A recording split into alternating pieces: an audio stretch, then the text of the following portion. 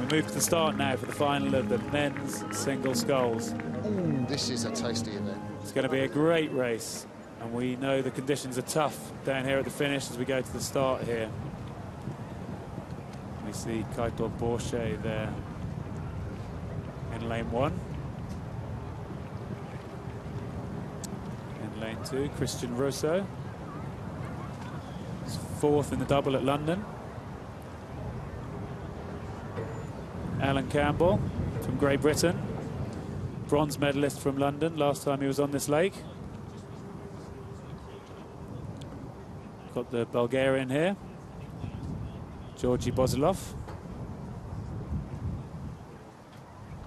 He won the single in the first World Cup race in Sydney. Probably the race favourite here, Andrei Sinek, silver medalist from London. Recently won the gold of the European Championships. But he won't have it all his own way. Marcel Hacker here, silver medalist in the Europeans. I think he'll love the tailwind because he loves to go out and race aggressively.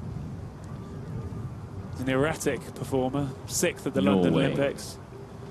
Argentina, Great Britain 1, Bulgaria, Czech Republic, Germany. Attention.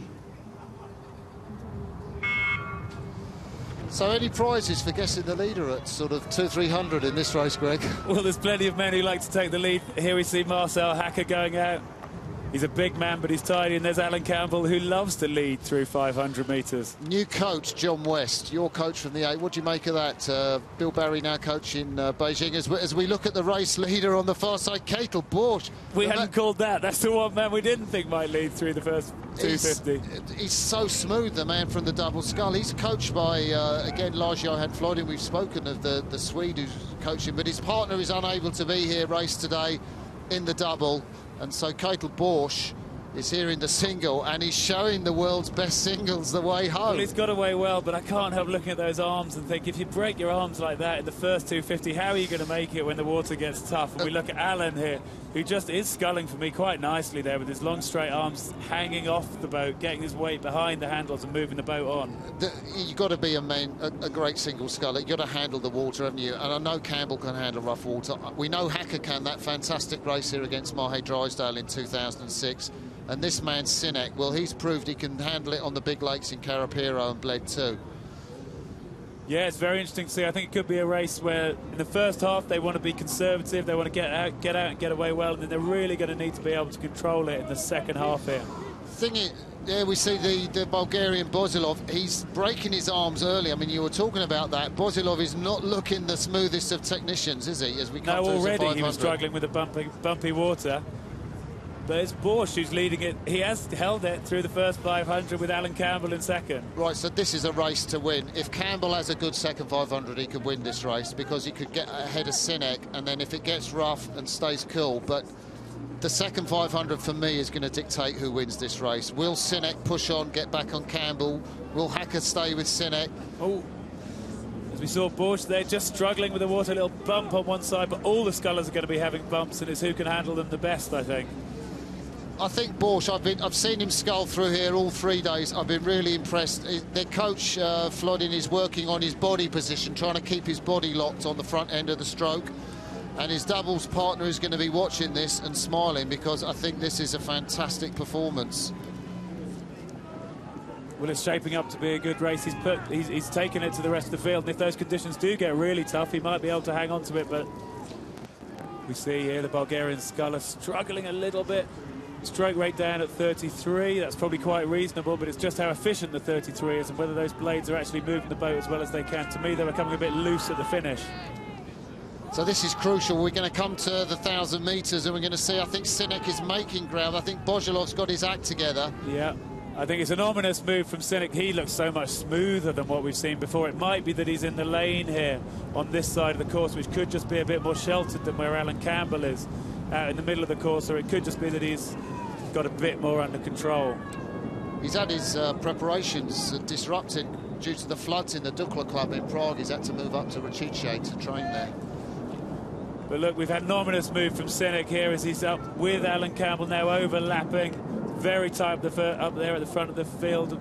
We've also got Borgelov there still holding on to second place, but I think a lot's going to happen now in the second half. Now, I think that's probably a race-winning move from Sinek, but John West's been working on the finish with Alan Campbell, trying to keep the boat flatter. What do you notice, Greg? I think he's moving the boat much flatter. He likes to use that Filippi boat. He's the only one in the field with Filippi. Everyone else is an M-packer. And that green line along it, sometimes you used to see the stern dipping, but it's not dipping for me today. It looks much smoother and flatter.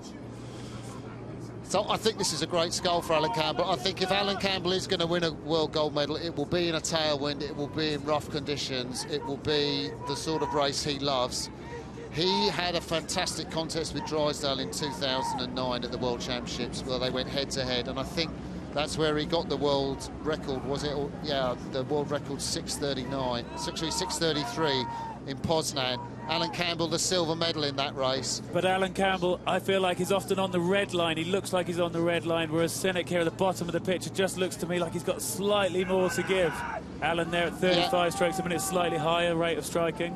But what did we see Alan Campbell practice this morning? Those last 10, 15 He came past strokes? us at 42 strokes a minute, didn't he? And he's going to need to come past at that sort of pace, I think, if he's going to hold off. Sinek does look comfortable, Sinek is coming along here. It looks like some sort of shark to me with his straight back there. It's like a dorsal sticking out of the water as it moves He looked through. at Campbell, and he must be thinking, normally I'm in front of Alan at this part of the race. Well, who knows? Alan here hanging on to that half length. It's all going to come down to this last 500. How well they handle these conditions. It's half a length there to Alan Campbell, 0.78 of a second. I think that's not enough for Campbell. I think Sinek's going to move. No, Sinek here still looks so smooth, so controlled. I say it that people look relaxed and they're hurting, but he must be so in control of himself in these conditions. Drysdale, the Olympic champion, is watching this. He's going to come back and race at the Hollenbecker and at Henley too, but he's still got that lead, Campbell, and he's going to dig in. That lead. He's got the home crowd, and he really does respond to the crowd. But you can see the waves there in that shot. I think, if I'm honest, he's rowing through bigger waves than Sinek is, and Sinek's taking a look to his right as he looks to try and take the front now, and it looks like he's just taking it over from Alan. Will Alan be able to respond? I'm not sure if he can. That's a great shot, Greg. It is more tough over that far side marginally.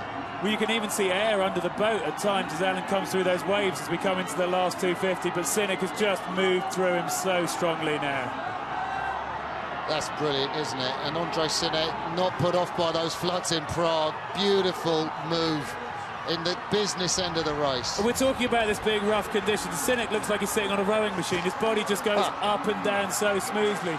Alan's having to deal with those conditions. Look at that. He's going for it, but the boat's getting thrown around.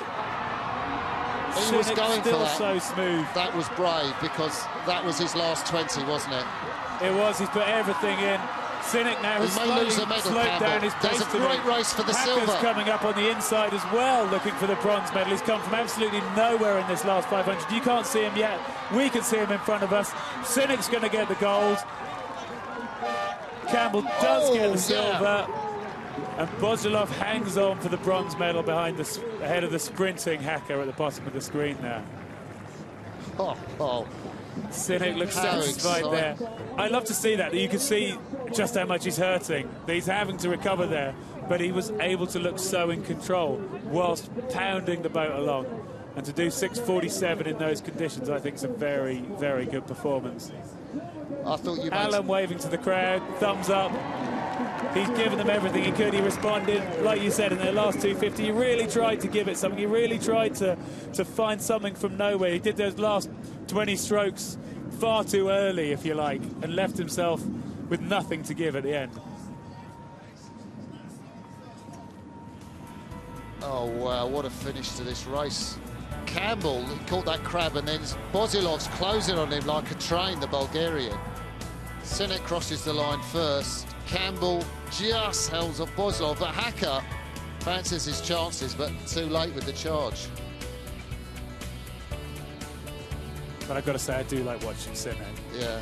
I mean, his legs are like a racehorse, and his back is like an ironing board. Yeah, and you here's put that those little two crab. together, it's so strong. Here's Campbell doing that burst, is it? And is this where he catches the crab? The blade just didn't quite go into the water as he'd like it to have done. Oh, just over there, and he has to wrestle the blades out and just kills the boat speed. I'll tell you what, I'd be in the water if I caught that crab. He managed to stay upright. You and me both, Martin. What a fantastic race. I tell you, rough water does make it so exciting, doesn't it? I mean, the viewers must be watching this looking frills and spills. You really can't Well, we know it's an outdoor sport. We know we're on this beautiful, clean water here at Dorney.